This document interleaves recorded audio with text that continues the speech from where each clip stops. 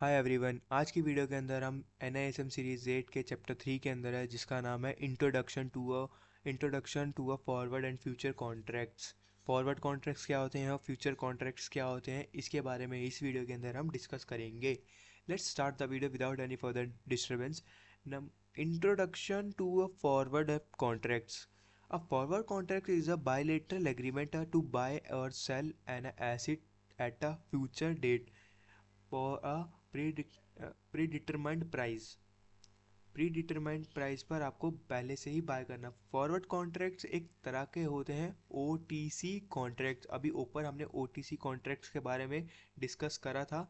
ये वही कॉन्ट्रैक्ट्स होते हैं जिसके अंदर आपके लिए कोई रेगुलेटरी बॉडी रेगुलेट नहीं कर रही होती। यहाँ पे लिक्विडिटी भी कम रहती है, सिक्योरिटीज इशू रहते हैं, और इसके अंदर सारे के सारे फ्यूचर्स एग्रीमेंट होते हैं जिसके आपको प्रॉब्लम्स फेस करनी पड़ती हैं। आप फीचर्स क्या है, कस्टमाइज टर्म्स, अपने अकॉर्डिंग आपकी टर्म्स एंड कंडीशंस आप रख सकते हैं। जैसे कि अगर आप नॉर्मल मार्केट के अंदर जाते हो NSE के अंदर, तो आपको लॉट साइज जो है फिक्स होंगे। जैसे 15 का लॉट होगा या 50 का लॉट होगा।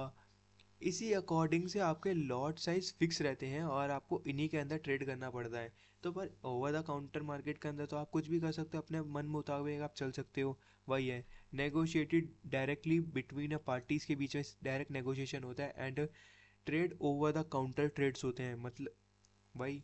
अब रिस्क कौन सा रहता है इसके अंदर, मैंने दो रिस्क को कंसिडर करा है।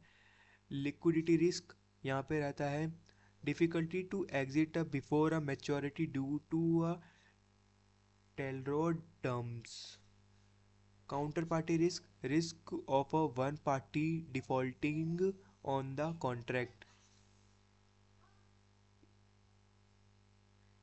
दो रिस्क हो गए हमारा, और एक रिस्क और हो सकता है गाइस, जिसका है, मेरे को उसका पर्टिकुलर नाम याद नहीं आ रहा।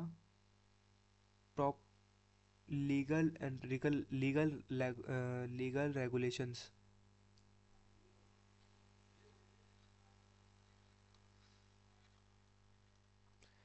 यहाँ पे कोई रूल्स एंड रेगुलेशंस नहीं होते, तो अपने मन मुताबिक आपका पूरा कॉन्ट्रैक्ट आपका चल रहा होता है, आप दोनों की कंसेंट्स के साथ।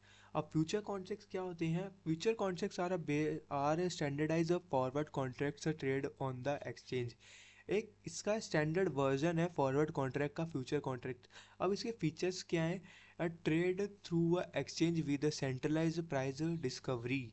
एक सेंट्रलाइज्ड प्राइस डिस्कवरी के थ्रू आपके यहाँ पे ट्रेड होते हैं। Guarantee settlement by the clearing corporation. अब क्लियरिंग कॉरपोरेशन के बारे में हम आगे डिस्कस करेंगे। यहाँ पे गारंटी आपको मिलती है। अब स्टैंडर्डाइज टर्म्स होती हैं, एक फिक्स टर्म्स एंड कंडीशंस होती हैं, इन्हीं को फॉलो करना पड़ता है। Such as a contract size एकदम फिक्स होगा, एक्सपायरेशन डेट फिक्स रहती है, एंड टिकट साइज फिक्स रहता है। अब लिमिटेशंस, अब टिकट साइज क्या है उसके बारे में आगे डिस्कस करते हैं। लिमिटेशंस क्या है, इसके अंदर लिमिटेड फ्लेक्सिबिलिटी रहती है due to standardise and administrative cost. Example, daily to market settlement, daily basis पर आपकी सेटलमेंट होती है इसके अंदर।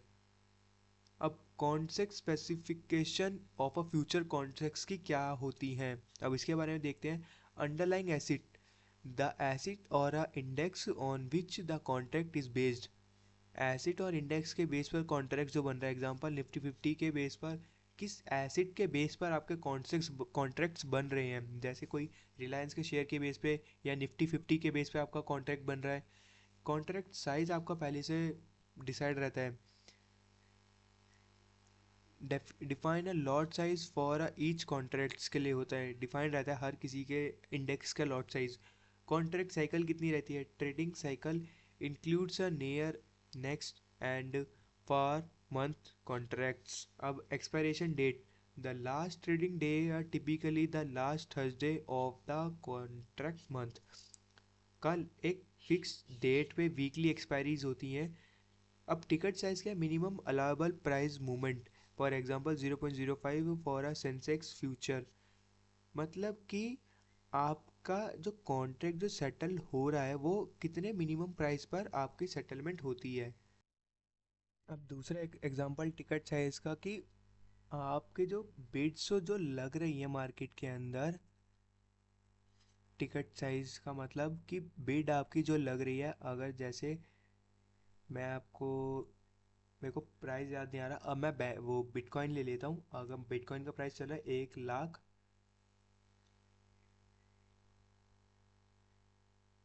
1 लाख 1,000, 1 10 100 1000 10,000 लाख, 1 लाख 100 चल रहा है आपका बिटकॉइन का प्राइस अभी। और आपका कॉन्ट्रैक्ट जो सेटल हो रहा है इतने पर, और आपका कॉन्ट्रैक्ट सेटल होगा 1 0 0 1, आपके जो इसके बीच में 0 2, मैं एकदम कैलकुलेशन वो हो रही है मेरे से, कंफ्यूजन हो रही है। अब इन दोनों के बीच का जो डिफरेंस होगा वो 0.05 का होता है। इतनी यहाँ पे आपको लिक्विडिटी मिलती है कि आप इन दोनों के बीच में अपना ट्रेड जो है सेटलमेंट कर पाते हो।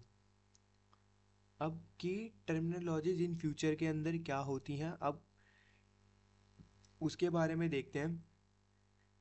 अब basis size, difference between the spot price and future price is a coverage to a zero on a expiration। ठीक है। Cost to carry includes a financial cost to minimize any income earn, example a dividend।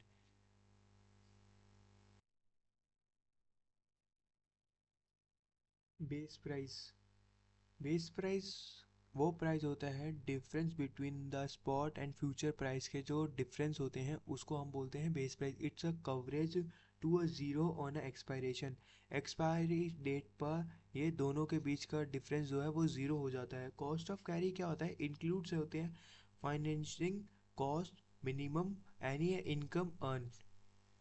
अब margin requirements कितनी रहती है, अब initial margin paid upfront to enter a contract. अब initial margin वो margin होता है जो जिससे तू आप लोग कॉन्ट्रैक्ट के अंदर एंटर होते हो, मिनिमम मार्जिन उसको बोलते हैं। मार्क टू मार्केट मार्जिन जो होता है daily settlement of a profit and loss, कि आपने एक दिन में कितना प्रॉफिट जनरेट करा है, एक दिन में कितना लॉस करा है, उन सब की सेटलमेंट होना मार्क टू मार्केट मार्जिन कहलाता है। अब open interest, total outstanding contracts yet to be a settle, कि दो कॉन्ट्रैक्ट हैं 100 का 105।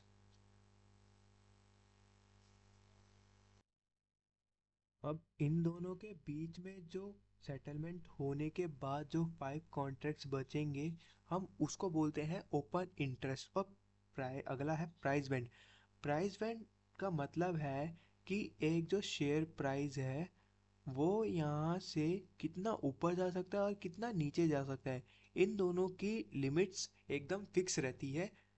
इसका मतलब वही है प्राइस बैंड का, कि लिमिट्स को फिक्स कर देना, कि एक अगर मार्केट के अंदर काफ़ी बड़ा क्रैश आ जाता है या मार्केट के अंदर काफ़ी पॉजिटिव न्यूज़ आ जाती है जिससे आपका जो शेयर प्राइस है वो काफ़ी ज़्यादा हाइप मचा लेता है, जिसके रिटेल इंटरेस्ट जागता है या इंस्टीट्यूशनल इन्वेस्टर्स जागते हैं, जिसके अंदर काफ़ी बड़ी बड़ी पोजीशन इसके अंदर एग्जीक्यूट होती है, जिससे एक लिमिट तक ही प्राइस को आप ऊपर ले जा सकते हो या एक लिमिट तक ही प्राइस को नीचे लेके जा सकते हो एक दिन के अंदर अंदर। ये क्यों कर देते हैं, कि इससे आपके जो कंपनी का जो शेयर प्राइस है उसमें ज़्यादा बड़ा इम्पैक्ट देखने को ना मिले और इससे मार्केट के अंदर ओवरऑल ट्रेंड के अंदर इम्पैक्ट देखने को ना मिल पाए। अब difference between a forward contract and future contract के बीच में क्या है, फीचर्स। फॉरवर्ड कॉन्ट्रैक्ट का trading over the counter market के अंदर ट्रेड होता है या एक्सचेंज ट्रेडेड के अंदर ट्रेड होता है। ये कस्टमाइजेशन फुली कस्टमाइज होता है, ये एक स्टैंडर्डाइज फिक्स रहता है कि इतना ही रहेगा या तो कुछ कोई कर सकते हैं। लिक्विडिटी काफ़ी कम रहती है, यहाँ पे लिक्विडिटी काफ़ी ज़्यादा हाई रहती है। काउंटर पार्टी रिस्क प्रेजेंट रहता है, mitigated by a clearing house.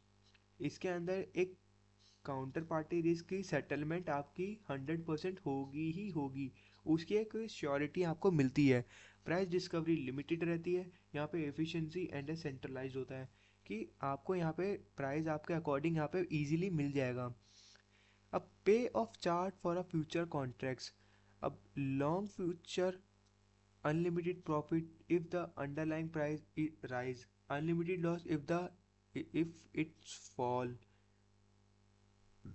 Short future, unlimited profit if the underlying price fall, unlimited loss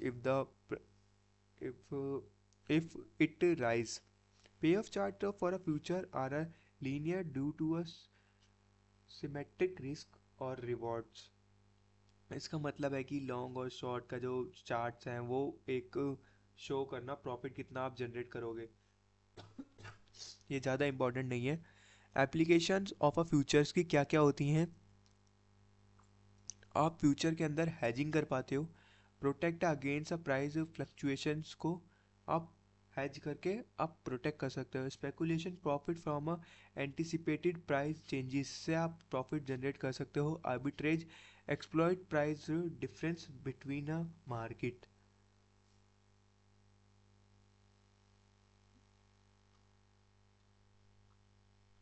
that's it guys, आज की वीडियो के अंदर इतना ही हमें पढ़ना था, एक फॉरवर्ड कॉन्ट्रैक्ट और फ्यूचर कॉन्ट्रैक्ट्स क्या होता है। इसके अंदर इंट्रो ही है, तो इंट्रो में आपको ले इतनी अंडरस्टैंडिंग काफ़ी रहती है कि क्या मार्केट ट्रेंड में चल रहा है, क्या नहीं हो रहा मार्केट के, वो ओवर द फॉरवर्ड कॉन्ट्रैक्ट्स क्या होते हैं, फ्यूचर कॉन्ट्रैक्ट्स क्या होते हैं, इन्हीं के सब के बारे में इसके अंदर पढ़ना है। अब आपसे मिलते हैं हम नेक्स्ट वीडियो के अंदर, जो है हमारी चैप्टर 4,